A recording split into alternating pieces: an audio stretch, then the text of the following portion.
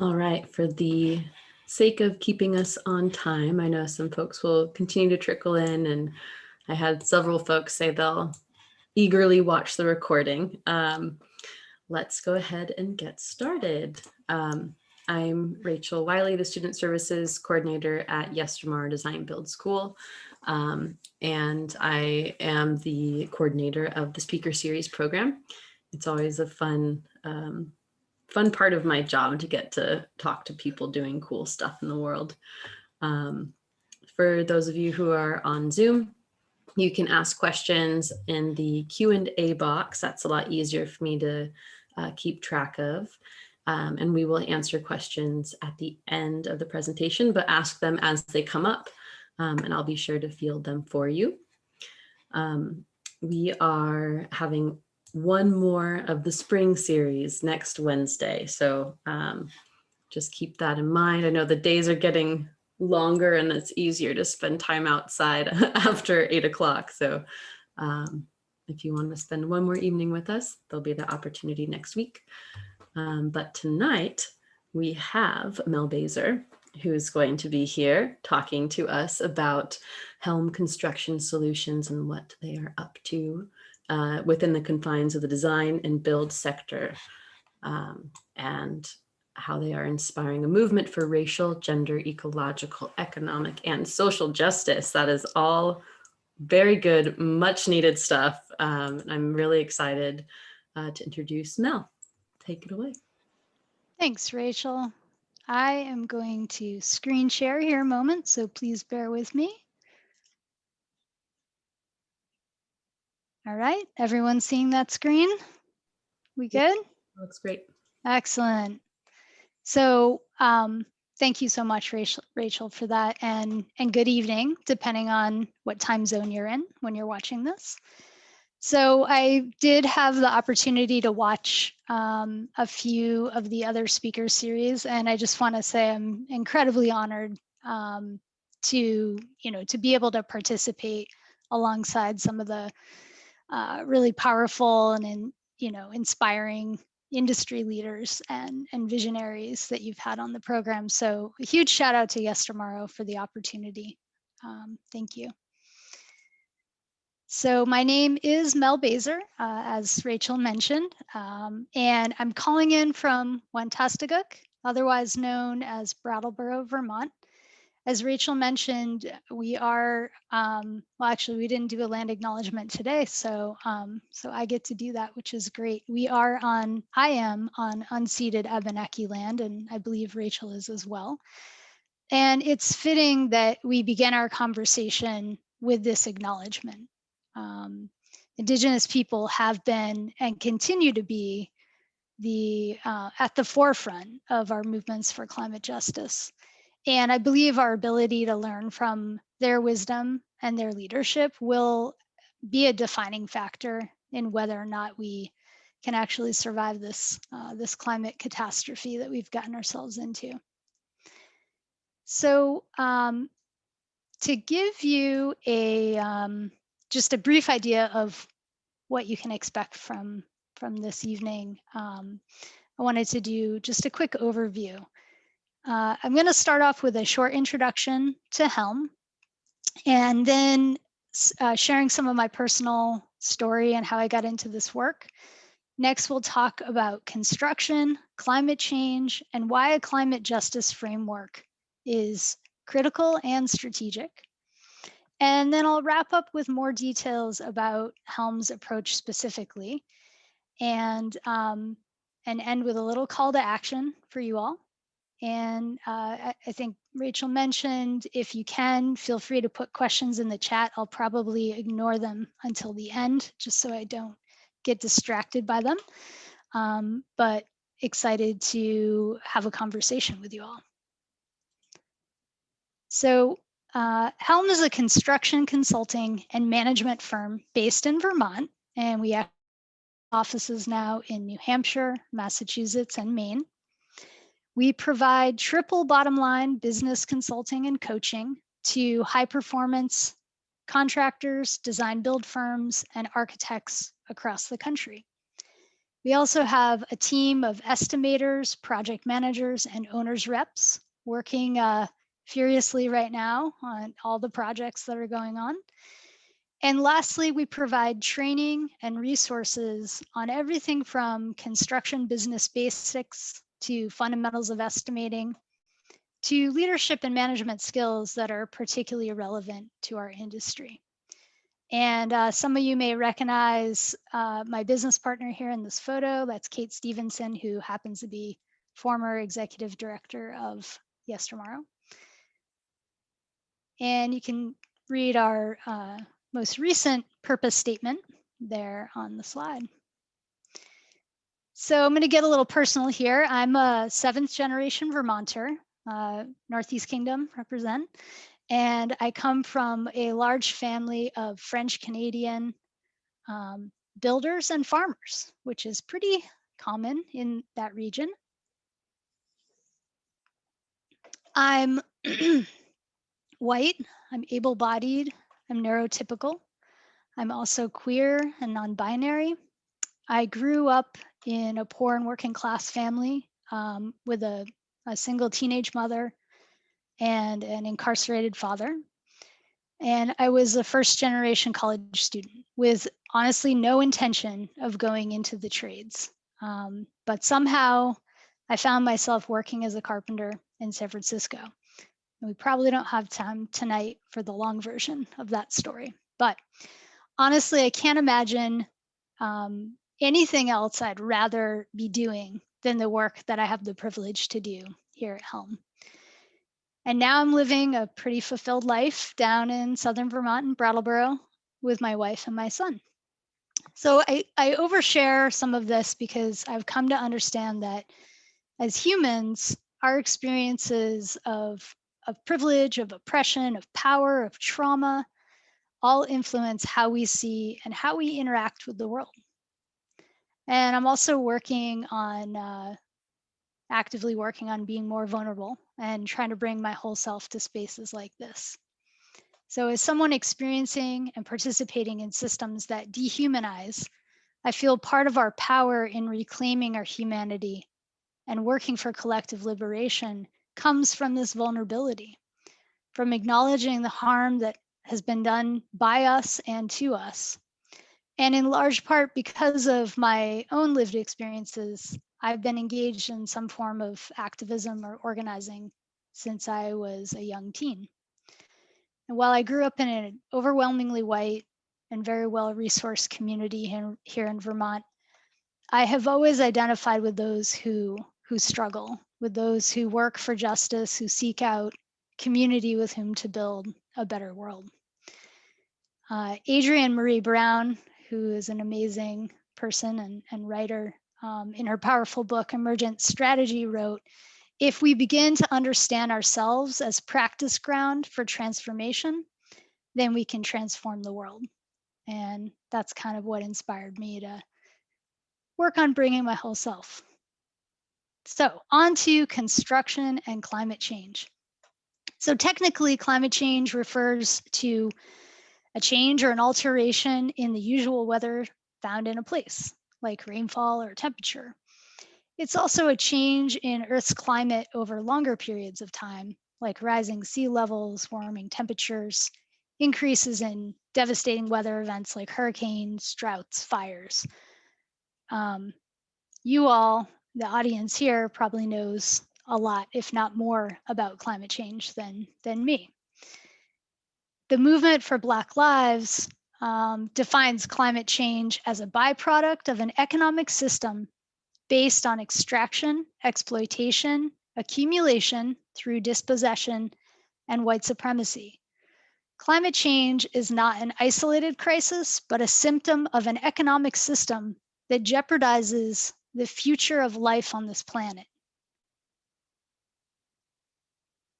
The Movement for Black Lives recently put on a workshop with some really incredible presenters, and if I can find a link to it, I'll share it out. I think there's a recording of it. It was powerful to hear movement leaders and great thinkers talking about climate change and our strategy around it.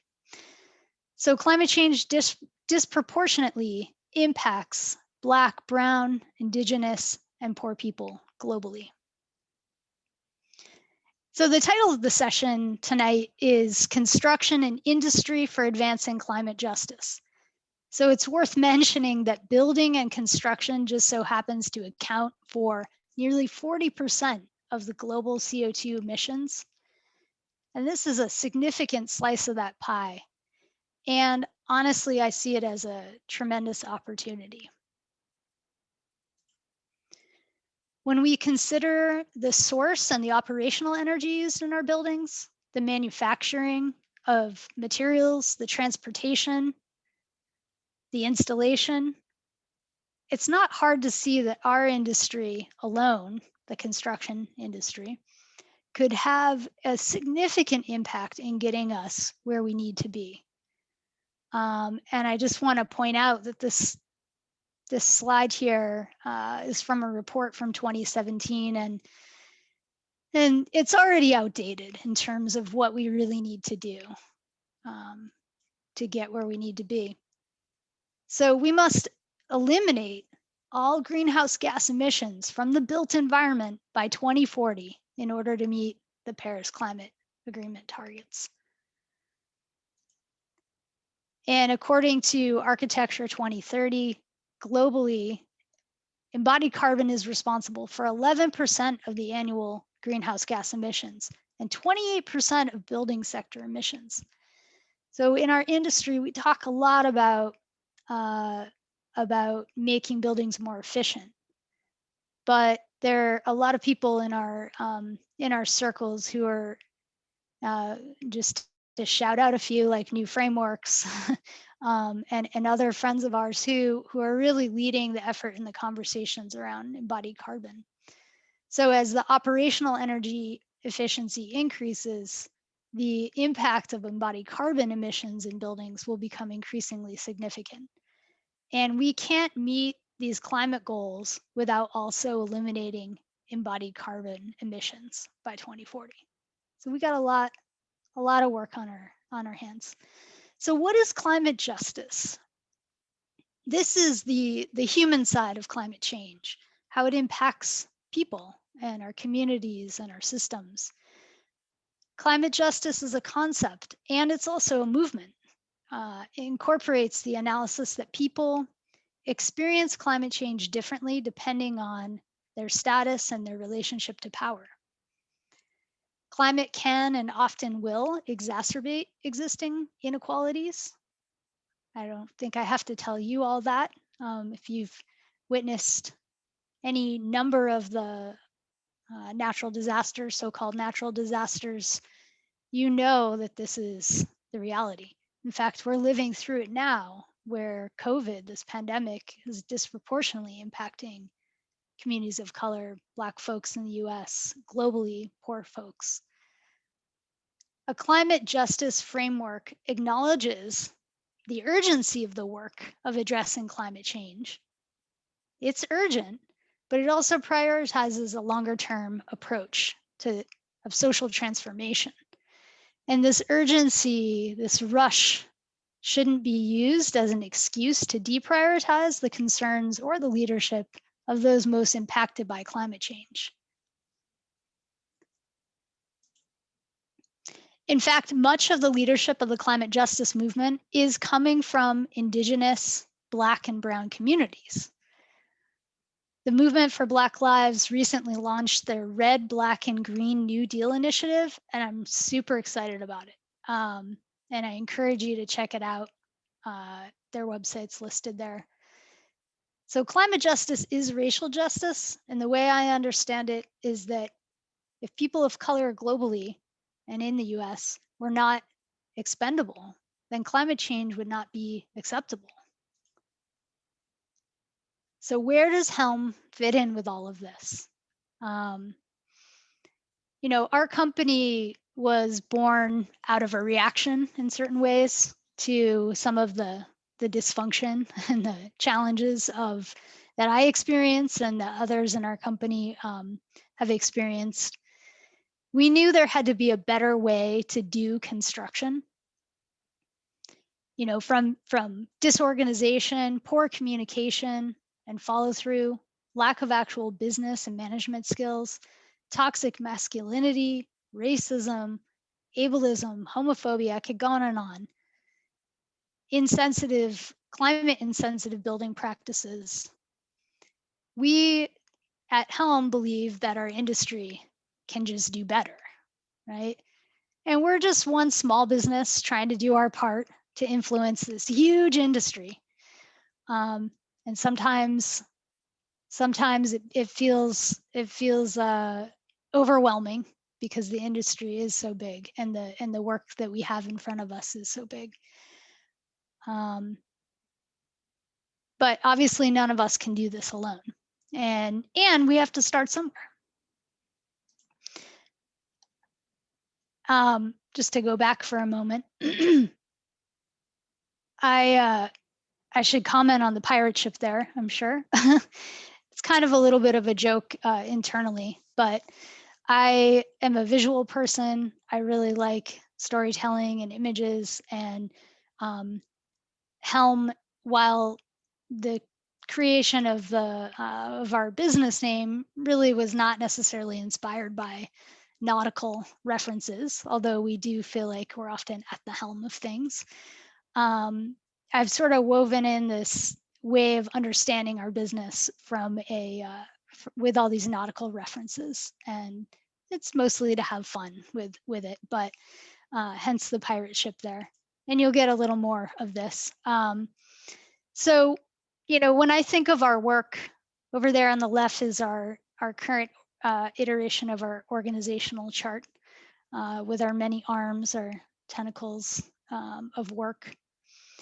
And, when I think of the work that we're trying to do at Helm, I imagine that our purpose, what you read earlier about revolutionizing the building industry and centering the triple bottom line principles and being a catalyst for climate justice here in our industry, that our purpose is kind of like our North Star, right? If we're on this pirate ship and our purpose is our North Star, and our North Star really helps hold us accountable. It's where we're headed, right? And our vision, so when we write a vision, we're currently working on a 5-year strategic plan and a 5-year vision. It's really a snapshot in time of where we want to get. And, I think of it as an island destination on our journey to our North Star. And there might be stormy days, there might be rough waters, shark attacks, but we have a solid organization. And recently at the Building Energy Conference, folks were talking about biomimicry. And, I've been thinking more about our company as like an octopus, and apparently octopuses don't have tentacles, they have arms, which was new information to me. But we have these many arms of our work. And in our work currently, we have a consulting and coaching arm, we have a projects arm, and we have a training arm. And these arms work together, and they're all supporting the same purpose, getting us closer to the same vision, but they're distinguishable in what it is they're doing. And like an octopus, each arm actually has a mind of its own and is able to do many things at once. Octopus have 3 hearts. And I thought, like people, planet, prosperity, this, triple bottom line framework that we do a lot of our work through the lens of. And of course, octopus are highly intelligent, just kidding, and incredibly flexible, adaptable. They don't have bones or shells. They've evolved actually to not have a shell. And so they're able to squeeze into small holes and be flexible and adapt to a changing world that we're in. They're resilient and they're really strategic. They can drop an arm if they need to and regrow it back. someone recently asked us as a joke, if Helm's organization is an octopus, does that make the team members suckers? Haha, really funny. But the reality is that the actual suckers on the arms of an octopus are, they can taste things themselves, right? So I think of it as our team is well supported so that they are incredibly in tune. They're present, they're aware, they're attentive to our clients, to our builder clients, our architect clients, to our project clients, and they're intuitive.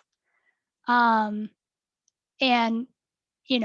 also octopus have very powerful jaws and venomous saliva. I don't know how to relate that to us, but I think we can be pretty fierce. On the right here is just something I wanted to highlight in terms of some of the work that we do at Helm. We are making an impact. And yes, we're small, and we're starting from where we're at, but we have big plans. We want to make a big impact. And our impact isn't just for our clients. It's not just for the projects that we're involved in or the people who are going through our trainings. It's also for our team internally. And we try to essentially practice what we preach in being a triple bottom line company and doing the work to invest in our team where they're at. So the Just label was an effort, is an effort by the Living Futures Institute. And it's sort of like a report card for social justice. And it's something that we're playing around with both internally as a way in which to assess where we're at, and then kind of set goals to advance around principles of social justice. And it's also something that we're rolling out with a lot of our clients. So this was our first experiment. We did receive a Just label, and you'll see we've been scored on all these areas. And as part of our strategic plan, we'll be thinking about where can we do better? Where do we need to improve? What's the work that we can do? So, our team is everything. These everyday relationships matter. How we conduct our business, how we treat one another, how we communicate. And, I was saying just recently to someone that right now in the construction industry, and it's not just in New England, it's in many parts of the US, and probably other places in the world, perhaps, we are having a boom of sorts, which is a whole other session, a whole other talk probably. But we also are having a crisis of labor. We're having a labor shortage in the trades, both everything from carpenters into pretty much every subcontractor. And there are lots of reasons for that. But what it means is that in this moment of boom, where many companies, especially small businesses, are having a really hard time finding people to do the work.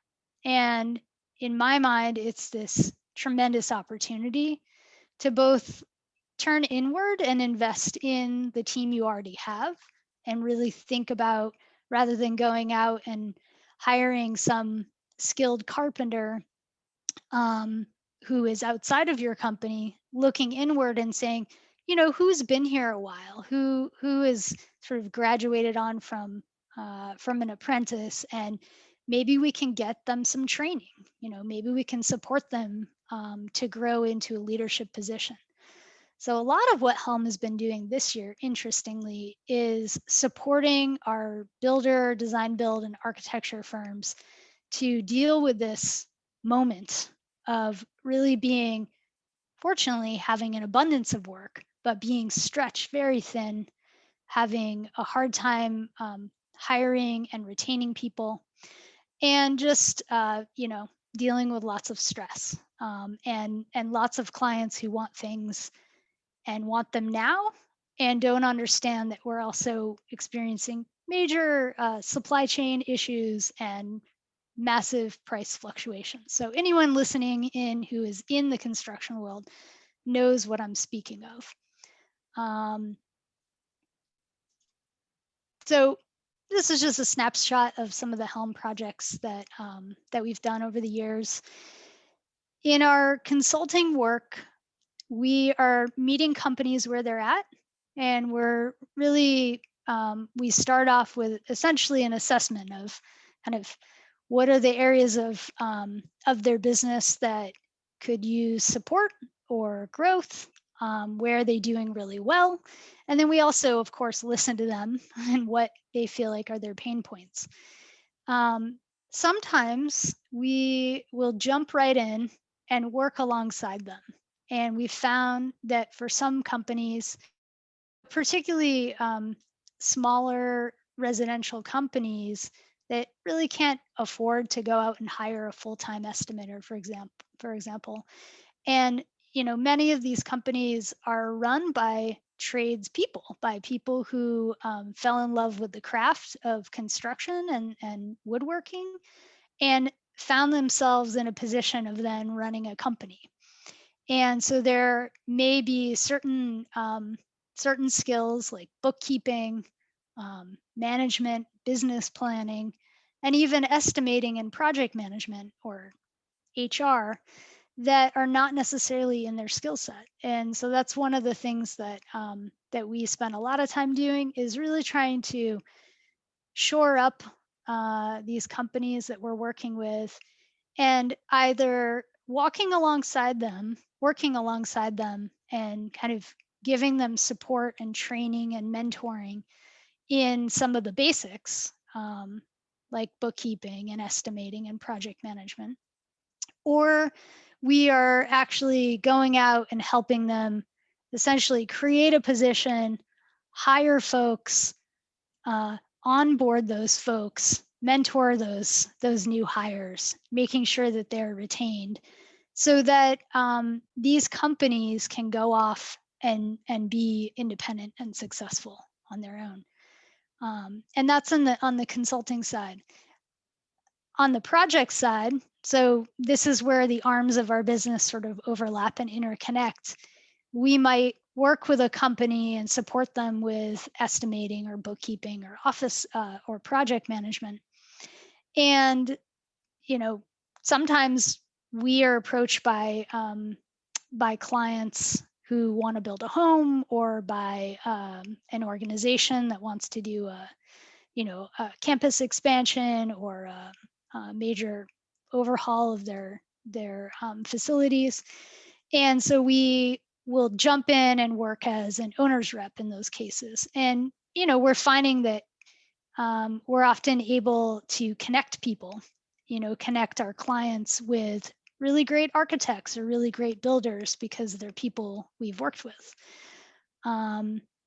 So we've had the opportunity now, just in, I guess it's been 6 years that we've been in business, that, yeah, I think we're somewhere up around 70 or so companies that we've worked with. And I haven't gone back and actually added up the number of projects that we've been involved with in some way, but I'm sure it's hundreds. Whether it's completely behind the scenes and no one ever even knows we exist, or whether we're out in front as the project manager of the project. And it's really rewarding.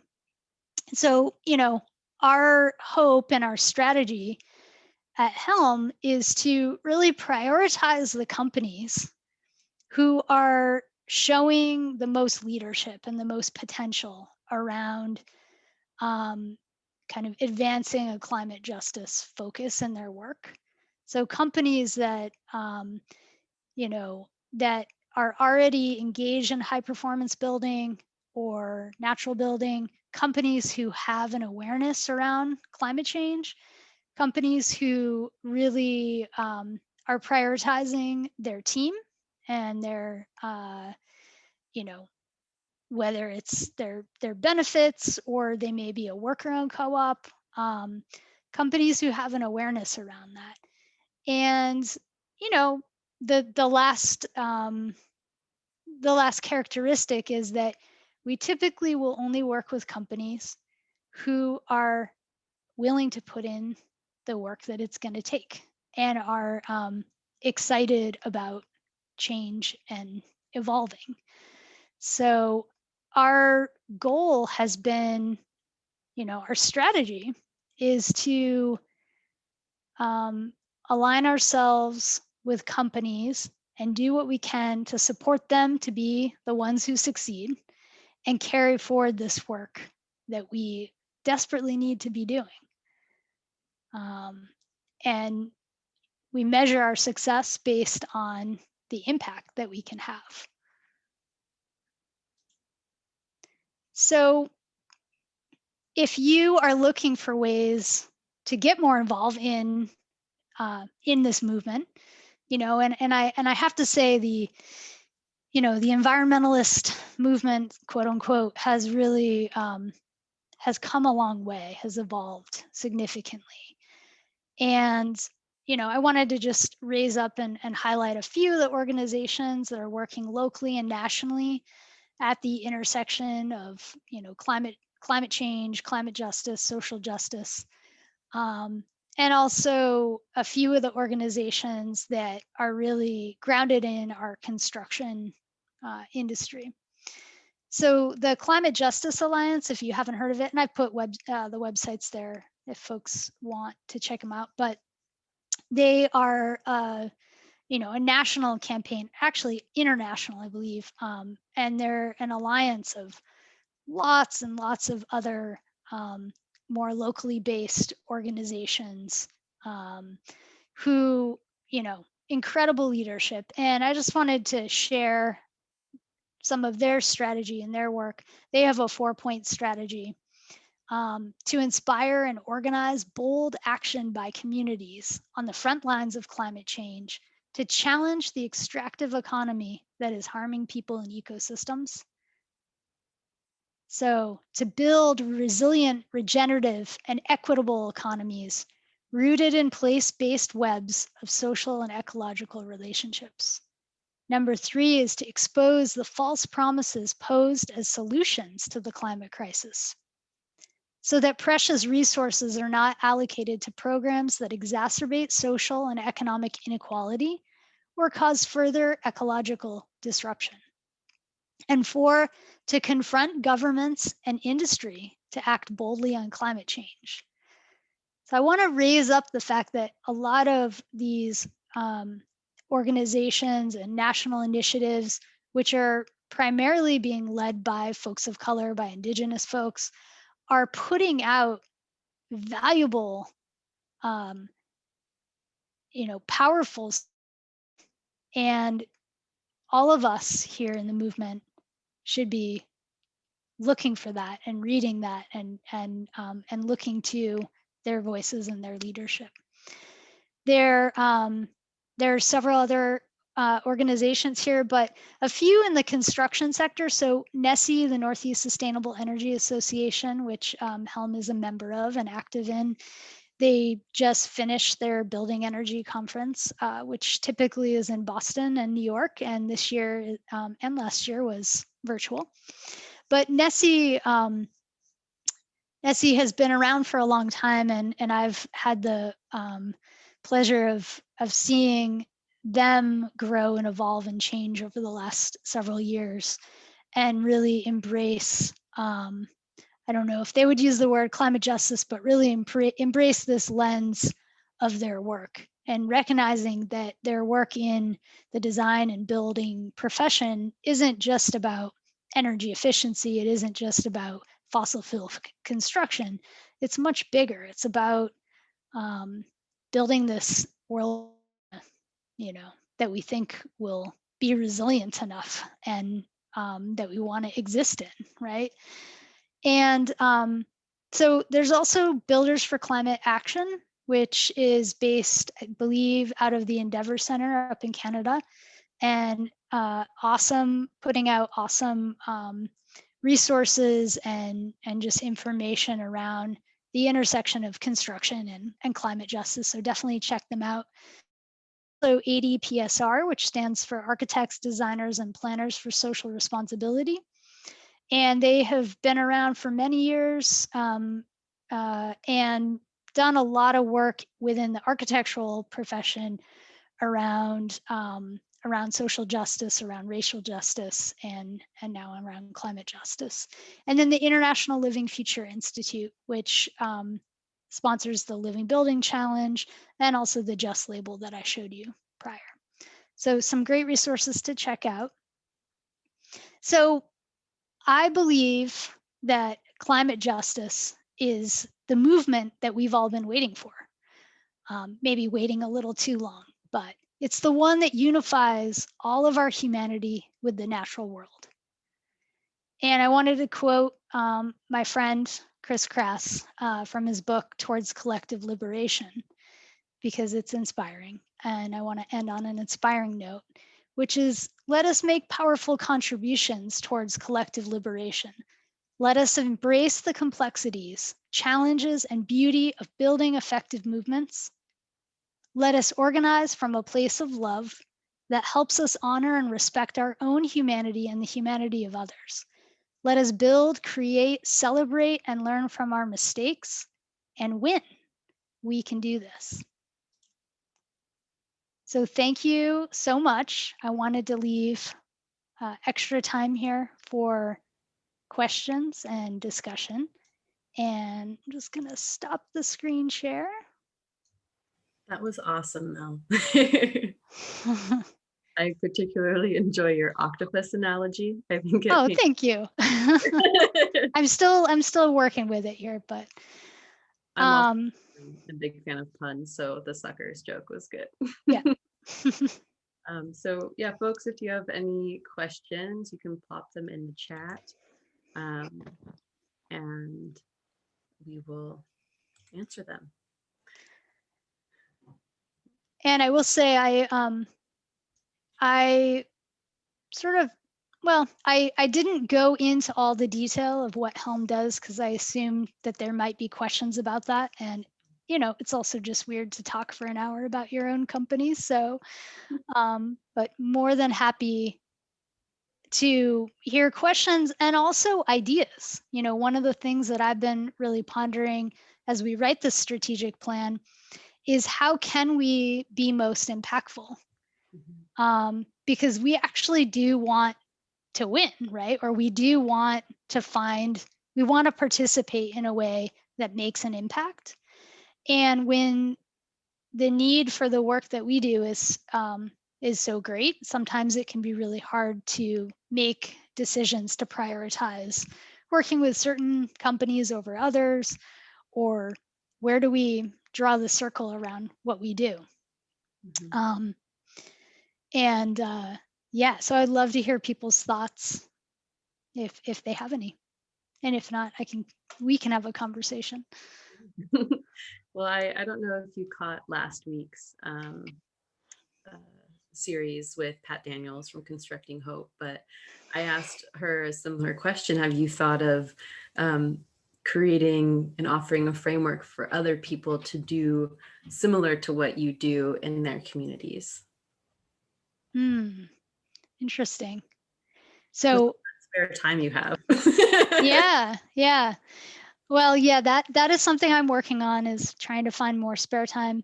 You know, the piece that I really wanted to get across today that I guess I hadn't said yet, and it's sort of an answer to your question, but is that, you know, and to bring up an analogy of one of the presenters at Building Energy in one of the sessions on diversity and climate justice, she brought up this analogy, and it was related to like white people doing anti-racism work and getting involved, right? But it can be, I think it can be a metaphor for just getting involved in anything.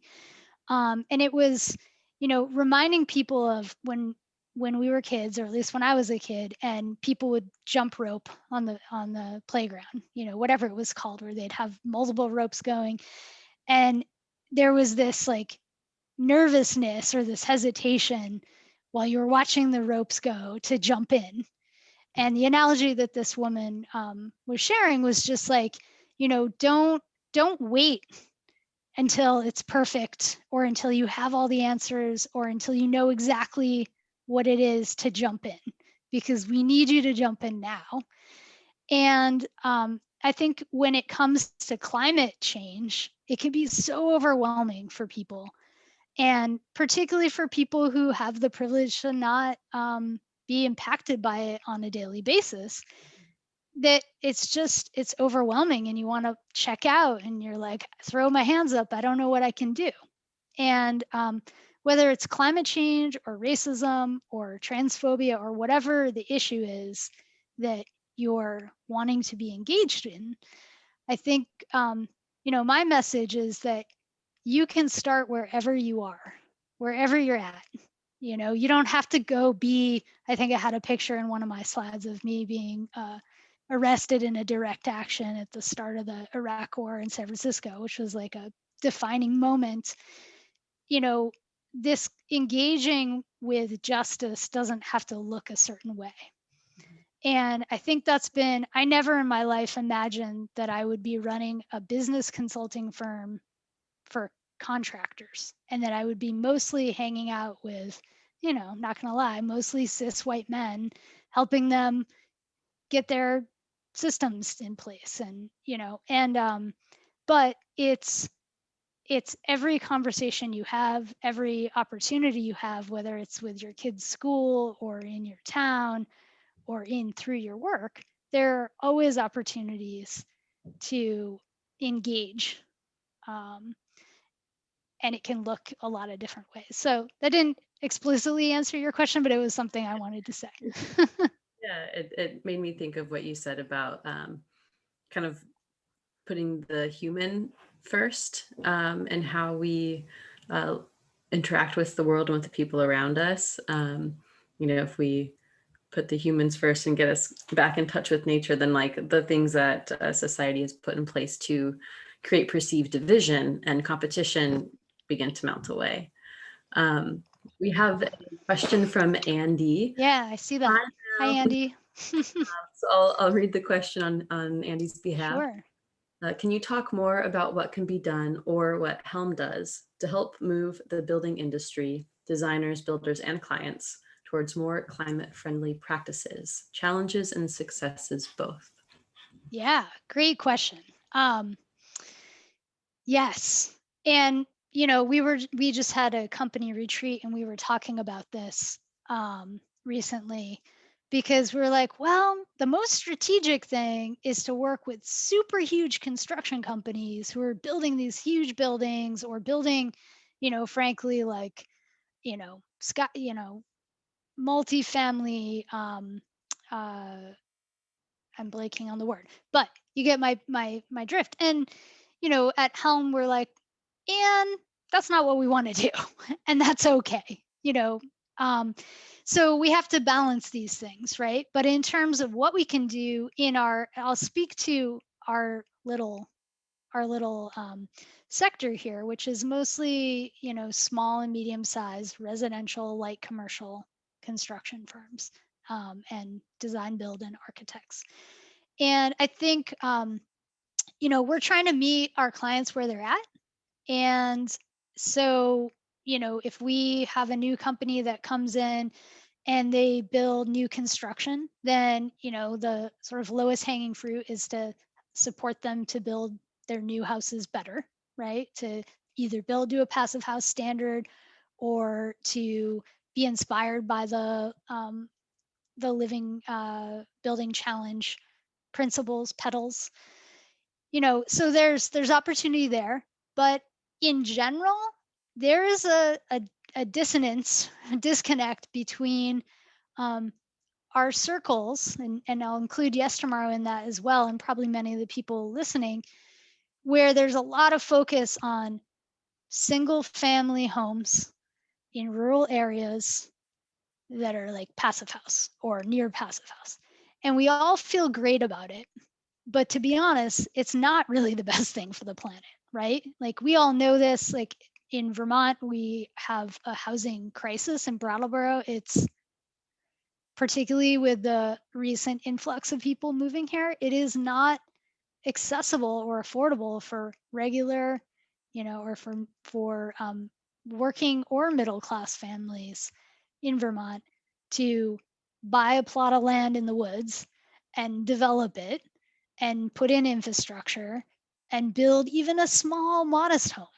It's still at least $500,000, right? And so it's so I think my personal bias is like we should be doing energy retrofits of all of our old homes and finding ways.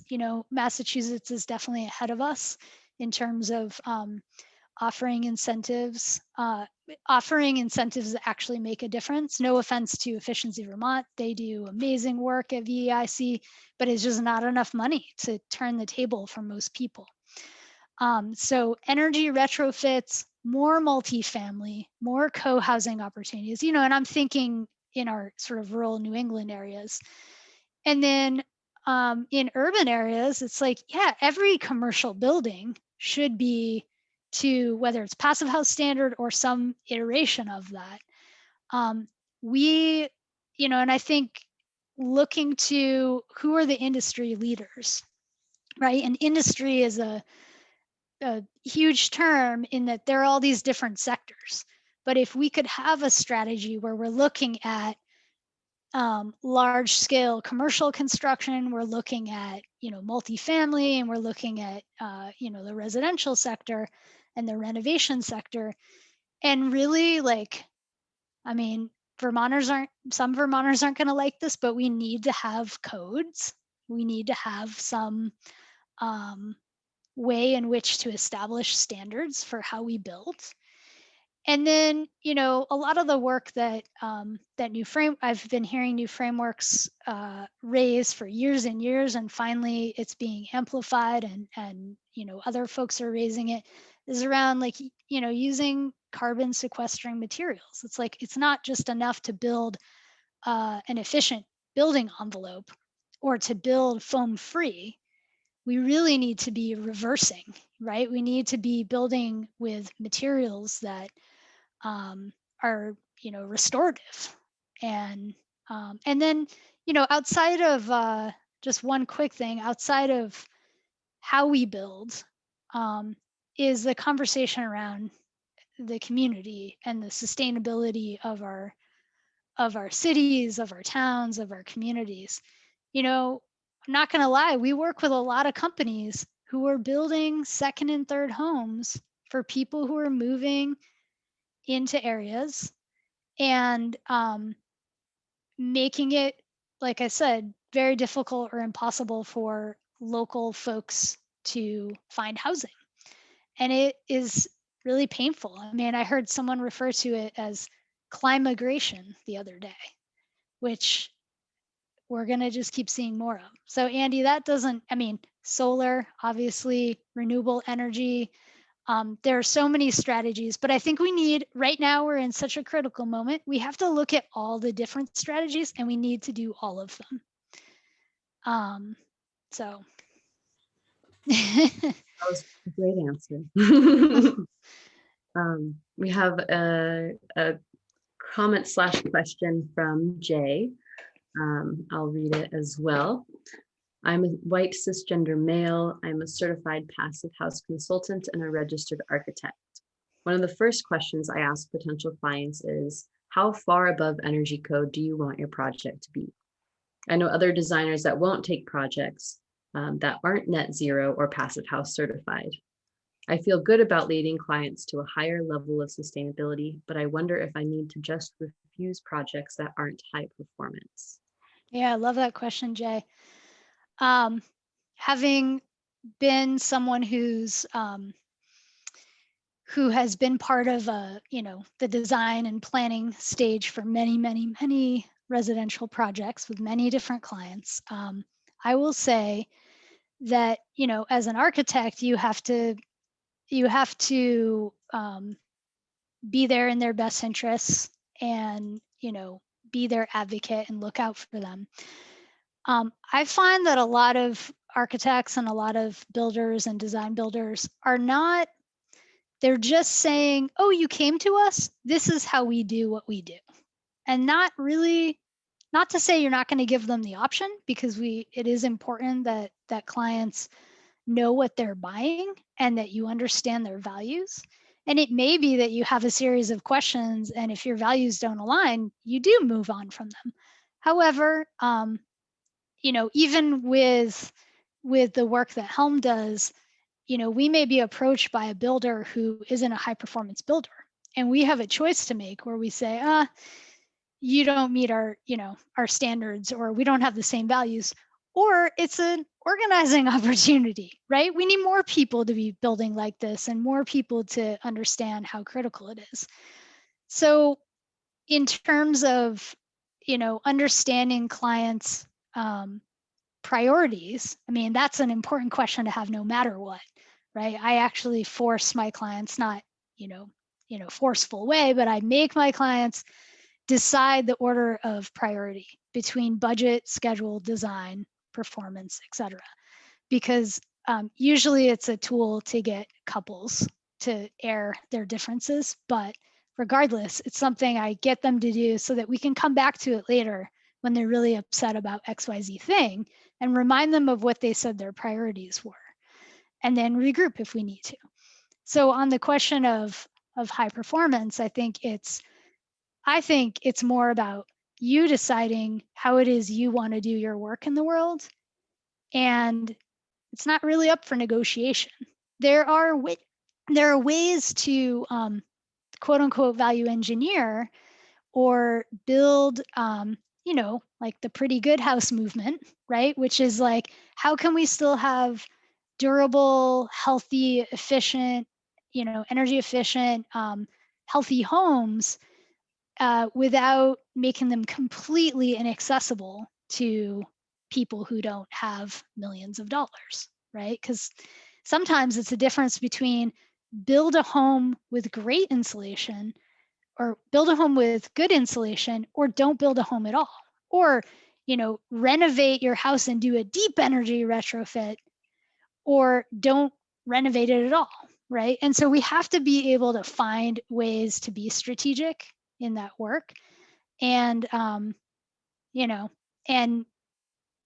yeah, I mean, I personally am not going to be unbiased about it. I'm going to try to educate clients about it, but at the end of the day, you have to decide, how much you're going to put in their how much you're going to give them agency for versus how much is the right way to build. Yeah, I think a lot about that, the pretty good house movement, of like, sometimes I fantasize about like, what if all those folks building their second and third homes that are very large and beautiful and efficient were content with a reasonable, pretty good sized house with pretty good efficiency, and maybe they build a couple on their land and create space for other people to have housing. Like, yeah maybe it'll be a reality. One other note just on Andy's first question is, we're talking a lot about homes, but town and city buildings and municipal buildings, and even just thinking about Vermont and the inefficiency. Right now we're working on a project where we're converting this old historic Grange building into a community center. And it's a budget-driven project, and it's a huge undertaking, right?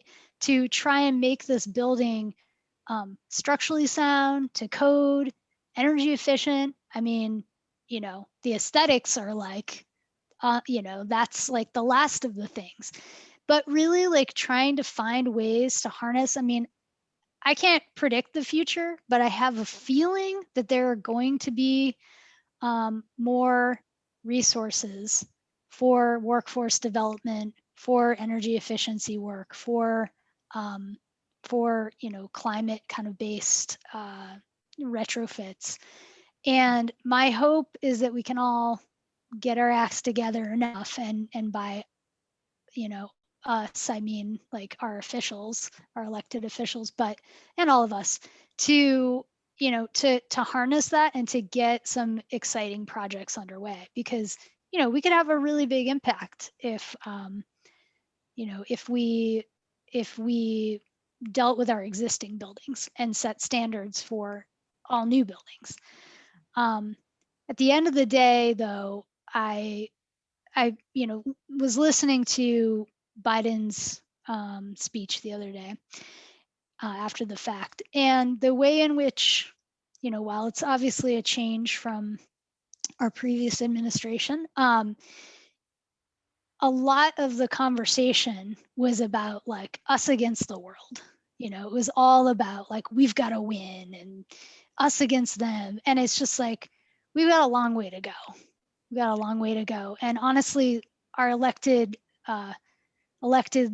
leaders are, if we're looking to them to be the ones who lead us, we're in trouble. So, here we are. We just got to do it. We got to do the work. So Yeah. All right. Takeaways. Just do it and put humans first in a sense. Jump in. Jump in. Yeah. Plug your nose if you need to, but jump in. Yeah. Yeah. This was really powerful and inspiring. Thank you so much, Mel. Yeah, thank you. This was fun. And like I said, next week we have our final installment of the Spring Speaker Series. We have Nita B from Village in Oakland. They do a lot of work around housing homeless and other individuals. They've done a lot, especially during COVID. That's been really incredible. And yeah, tune in next week to find out more. I could go on and on. And Mel, thank you so much. Yeah, thanks everyone. So grateful, and have a good night. Bye.